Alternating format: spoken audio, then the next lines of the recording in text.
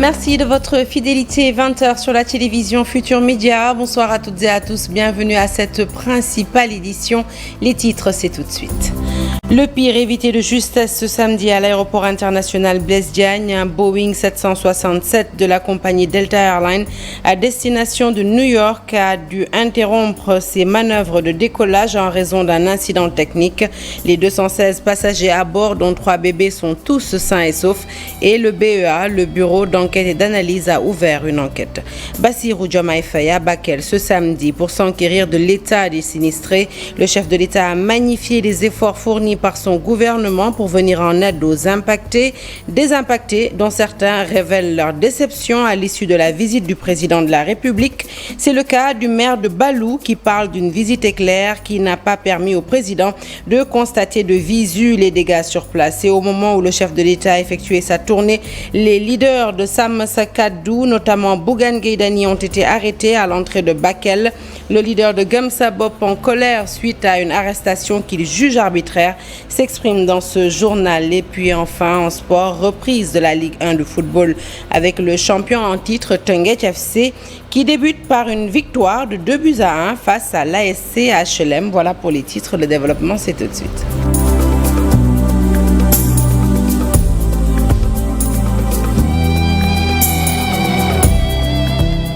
Bonsoir à toutes et à tous. Je vous l'annonçais donc tout de suite en titre ce samedi 19 octobre 2024 aux environs de 11h30. Un incident est survenu à l'aéroport international Blaise Diagne impliquant un Boeing 767 de la compagnie Delta Airlines à destination de New York.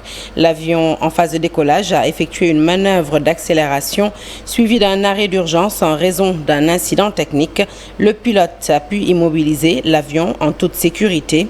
Aussitôt après l'incident, l'ensemble des acteurs aéroportuaires se sont réunis autour du secrétaire général du ministère des Infrastructures et des Transports terrestres et aériens pour évaluer la situation.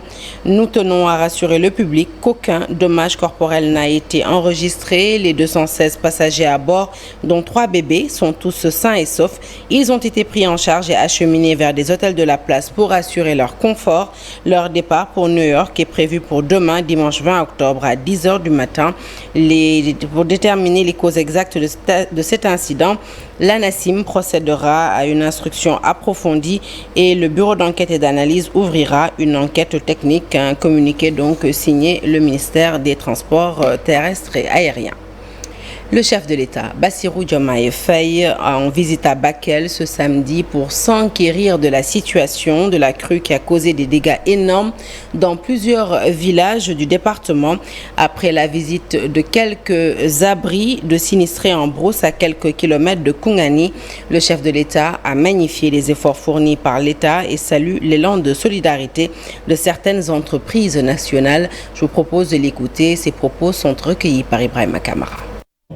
Des gîtes pour les familles qui ont souhaité être relogées parce qu'il y en a qui ont voulu rester dans leur maison mais en allant à hauteur dans la mesure où ça a été possible.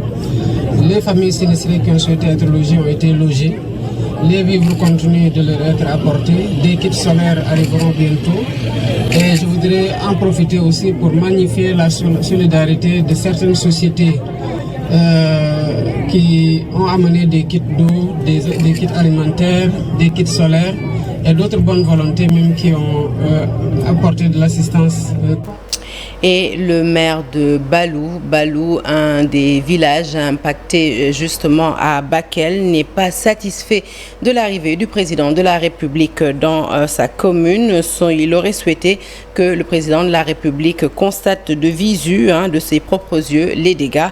Il s'est exprimé sur sa préoccupation qui consiste aujourd'hui à reloger les victimes et la part de sa commune sur les 8 milliards annoncés par l'État du Sénégal. Je vous propose de l'écouter. Il s'exprime toujours au micro d'Ibrahima Kamara. Pour nous, c'est l'idéal. Accompagner des élus, accompagner des chefs de village, ne serait-ce qu'un ou deux villages, pour pouvoir vous expliquer ce témoignage. Nous ne l'avons pas, mais le geste encore, il est honorable. Donc on va tenir compte de cela. D'accord. Êtes-vous satisfait de l'aide de l'État qui arrive dans votre commune à l'heure actuelle? Alors, moi, on m'a dit, il y avait les médias qui me disent, vous avez 8 milliards de francs CFA qui arrivent. J'ai dit d'abord, 8 milliards, ce n'est pas la commune de Balou. Ça, il faut être clair là-dessus. C'est les communes inondées, première. Tout le Sénégal. Tout le Sénégal, oui. Voilà, tu viens de me dire ça. Et donc l'enveloppe qu'attend la commune de Balou, c'est ça qui est intéressant. D'accord. Et que j'avais souligné au président de la République que le plus dur reste à faire parce que les maisons sont encore sous l'eau. Comment repenser à la construction des maisons pour des personnes démunies? Le débordement du fleuve Sénégal, une situation prévisible avec des alertes précoces qui avaient été émises par l'ANACIM mais également par l'OMVS. Une négligence notoire a été remarquée. C'est l'avis du commandant Amadou Kanar Diop. Pour lui, la direction de la protection civile aurait dû prendre ces alertes en considération. Nous l'écoutons au micro de Charente Diop. Des crues du fleuve que nous vivons ces moments-ci, il y a noté une négligence et un manque de coordination notoire des différents acteurs. En effet, on se souvient que depuis mai, Agrimet du Niger avait alerté sur ces pluies. Nous avons suivi aussi la pluviométrie en Guinée et au Mali avec ce qu'a a causé comme catastrophe. Et c'est ces eaux de la Guinée et du Mali qui alimentent les fleuves de Bakoy et de Bafing qui ont donné naissance au fleuve Sénégal. Et on sait aussi qu'il y a une pluviométrie importante cette année, et surtout au nord, donc on devait s'attendre à cette crue. La DGPRE et l'OMVS ont commencé à alerter depuis le mois d'août sur la hauteur d'eau au niveau de Bakel. Nous avons préconisé les mises en place de plans de contingence dès le mois de juillet. Mais rien n'a été fait par les acteurs concernés dans la prévention des inondations et la lutte contre les catastrophes. La prévention et la gestion des inondations est du ressort de la DGP qui est au niveau du ministère de l'Assainissement. Mais la réduction des risques et la gestion des catastrophes est du ressort de la direction de la protection civile logée au ministère de l'Intérieur. Donc si ces acteurs devaient se coordonner pour mettre en place des plans de contingence pour éviter ce que nous vivons actuellement. Ce plan de contingence permettrait le recensement des villages et des populations impactées, définir les sites de recasement, mettre en place des tentes et autres moyens de subsistance pour le relogement des populations durant les 2 mois que vivrait la crise, et maintenant suivre l'évolution de cette crise. Donc s'il y avait cette coordination et cette préparation à la gestion des catastrophes, on n'en serait pas là. Une partie du nord et du sud-ouest du Sénégal submergée par les eaux, et ce n'est pas tout. Ce sont toutes les installations qui sont sur le trait de côte qui sont menacées par des phénomènes de submersion extrême. C'est l'avis du professeur Boubou Aldjoumassi, professeur de géographie à l'université Gaston Berger de Saint-Louis. Le professeur préconise des solutions pour freiner l'avancée de la mer dans des villages tels que Babadjei, Doun Babadjei plutôt, Djailembam ou encore Tassiner Gandiol. Le professeur est allé jusqu'à prédire la disparition de la ville tricentenaire Saint-Louis d'ici 1500 ans. Nous l'écoutons avec Ousseynou Diop et Habib Seck. C'était à l'occasion de la visite des journalistes de l'association African Journalist Forum dans la commune de Gandiol. Tous les habitats, les infrastructures, les villages, etc., qui sont le long du trait de côte et sur des topographies plutôt basses sont exposés d'abord par le relèvement, mais également sont exposés par des phénomènes de submersion extrêmes, par des vagues extrêmes qui viennent frapper le trait de côte. C'est ça aujourd'hui le problème ce qui a été le problème de Doum-Babadjei aussi, ça a été le problème de Tassiner, de Pilote Bar, etc. C'est vraiment le problème qu'ils sont en train de vivre actuellement. Parce que si on parle de 30 cm tous les 100 ans, vous vous rendez compte que même Saint-Louis peut disparaître dans 1500 ans. Même Saint-Louis peut, à plus forte raison que ces villages encore, du point de vue topographique, sont sous Saint-Louis. À la une de l'actualité politique, les leaders de Sammassa Kaddu, particulièrement Bougane Gueye Dany, arrêtés et brutalisés par les éléments de la gendarmerie ce samedi à l'entrée de Bakel. Suite à l'arrestation de Bougane Gueye Dany, son convoi a été bloqué à une quinzaine de kilomètres où ses partisans ont bloqué la route nationale dans les 2 sens. Le leader de Gumsebop a catégoriquement refusé d'être auditionné sans la présence de son avocat. Il a également refusé de répondre aux questions des gendarmes. Le cortège est finalement entré à Bakel, mais Bougane Gueye Dany est toujours retenu à la brigade de la gendarmerie. Reportage Habib Faye. Certains leaders de la coalition Sammassa Kaddu se sont mobilisés pour apporter leur soutien à la population de Bakel, affectée par le débordement du fleuve Sénégal. Bougane Gueye Dany, Thierno Bocoum et Anta Babacar Ngom ont effectué tôt le déplacement pour allier le département.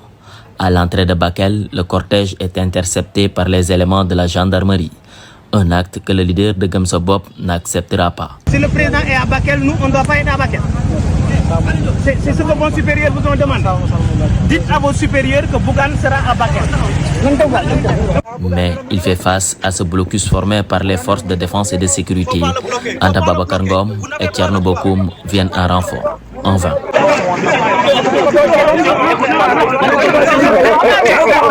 Bougane refuse d'être malmené, sa chemise déchirée. Il est extrait de son véhicule.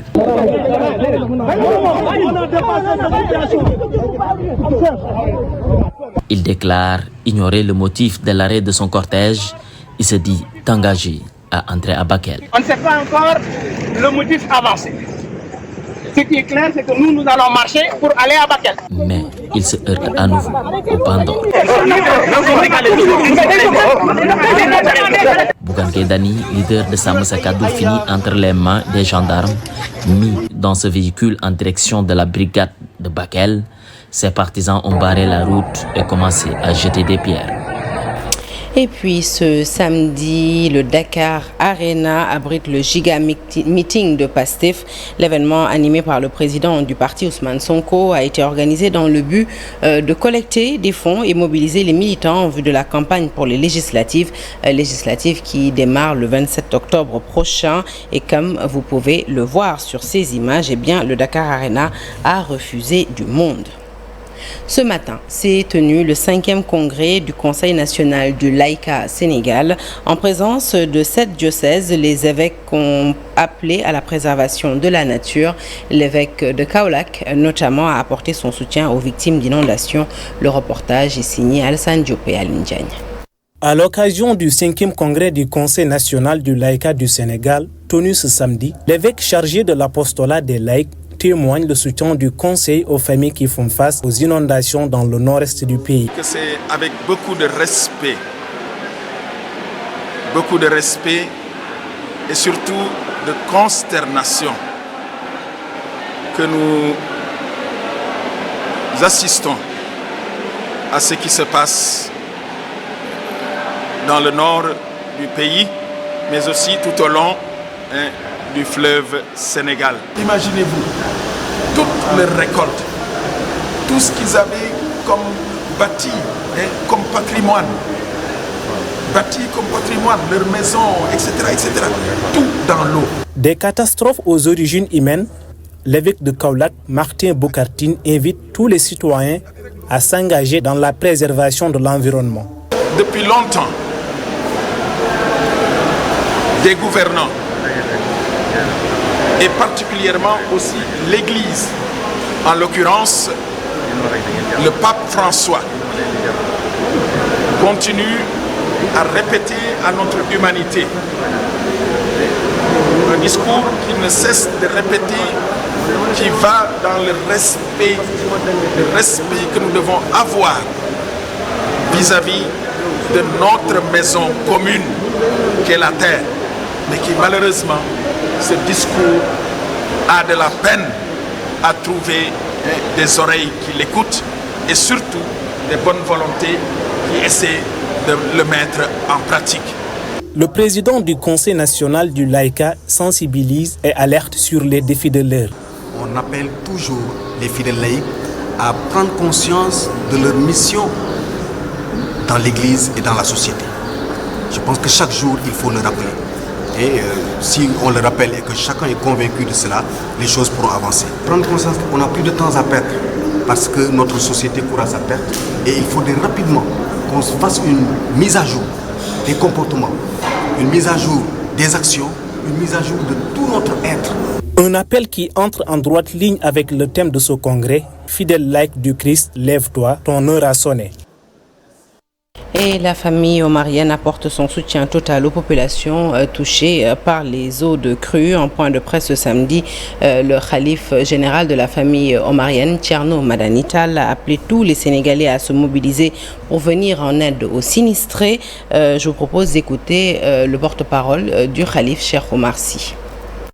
Aujourd'hui, face aux intempéries et aux inondations que vivent toutes les régions du Sénégal.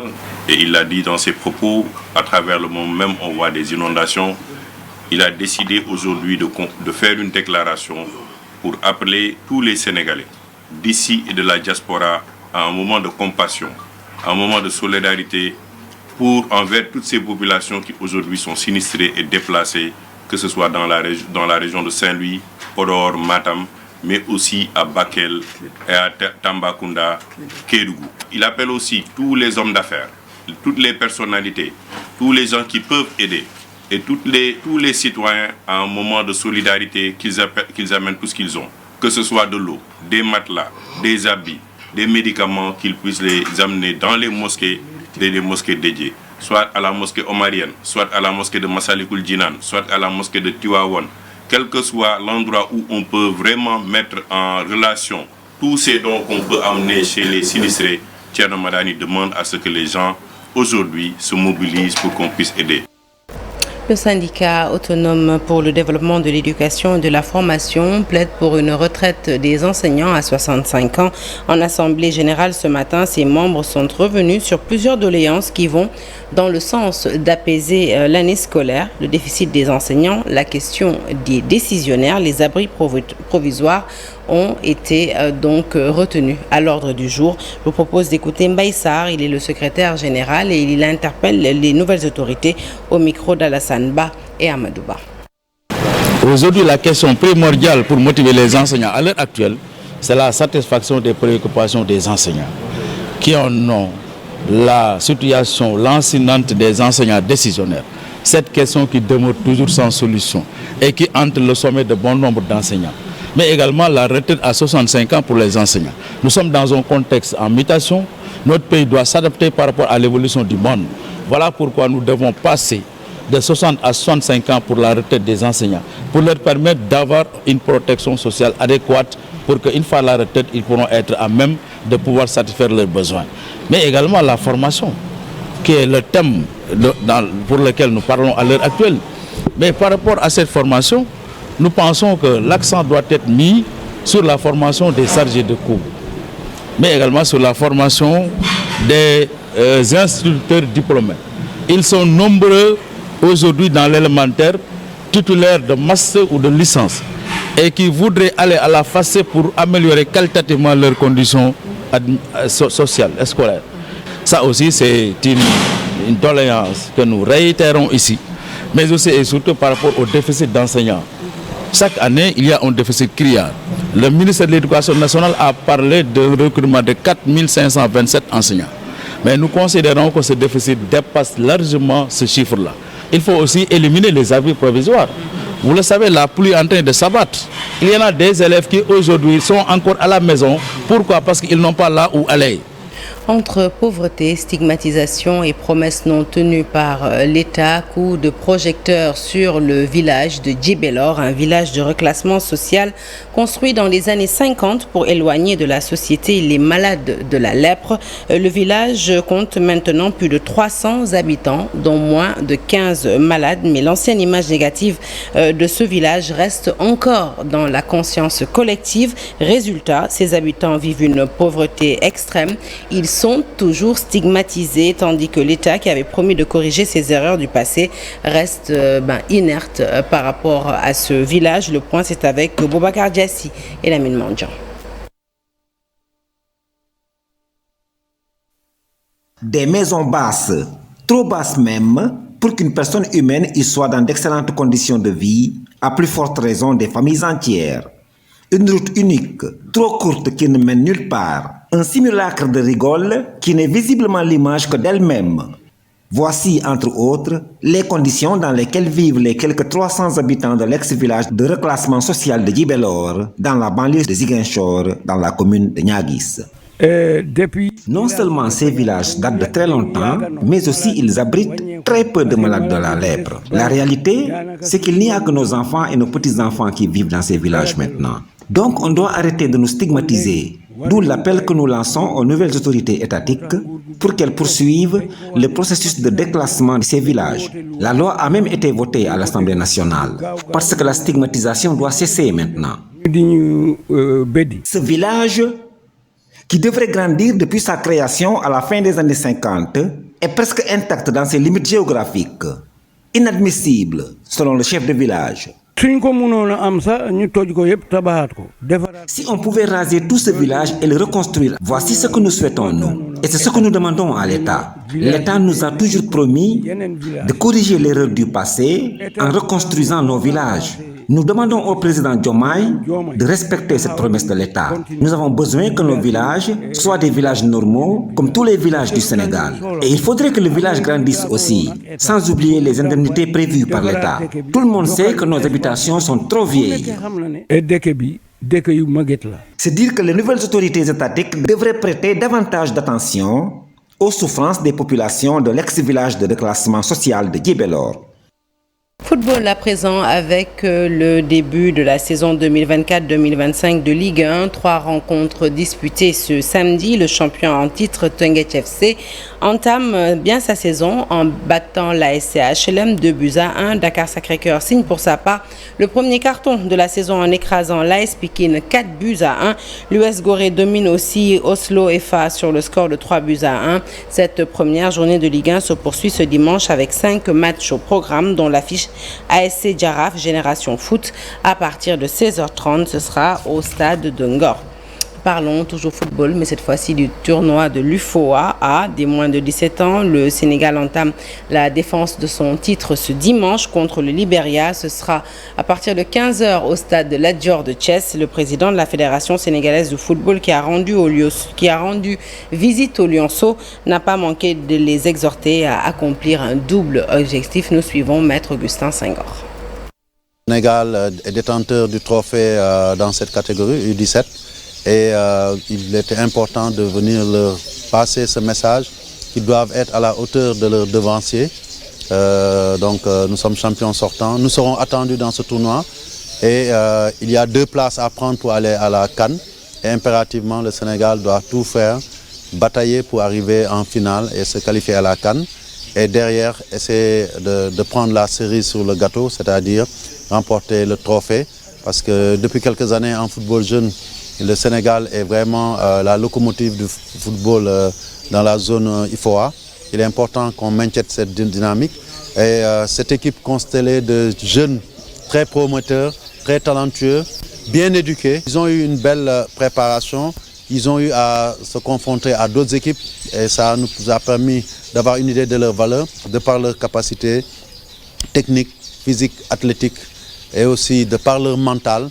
Je suis persuadé qu'ils nous feront le résultat que nous attendons, c'est-à-dire arriver en finale, se qualifier à la CAN et garder le trophée chez nous ici, parce qu'il est important de continuer à rayonner au niveau de la sous-région si on a la prétention de rayonner au niveau continental.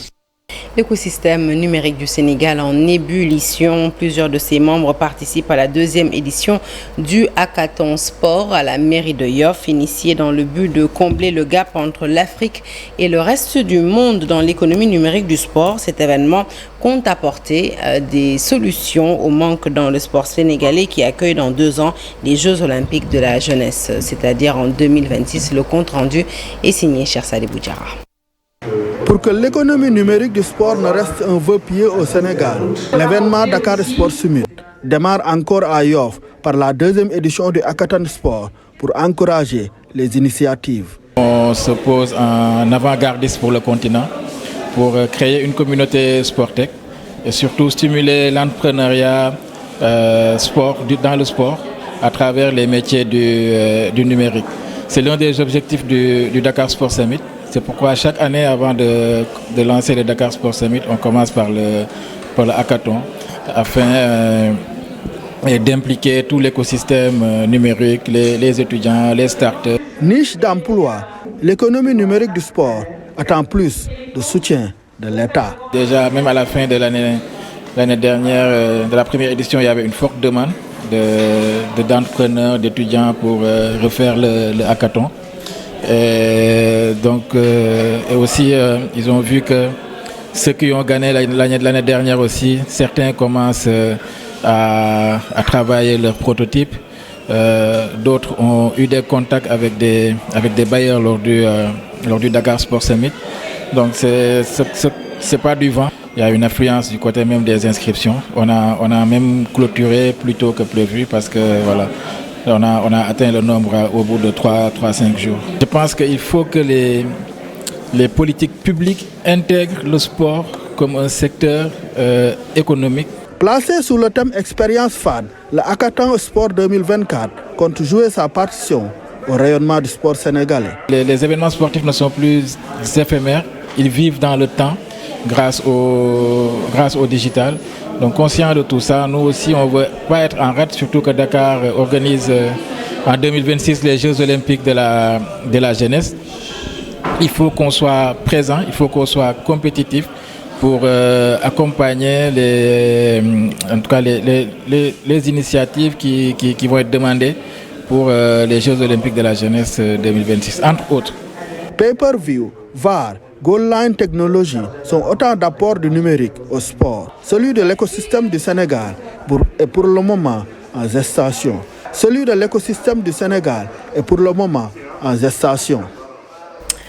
Fin de ce journal, merci de l'avoir suivi. L'actualité se poursuit sur toutes nos plateformes digitales. Excellent samedi en compagnie des programmes de la télévision Futur Média et bonne soirée. À demain.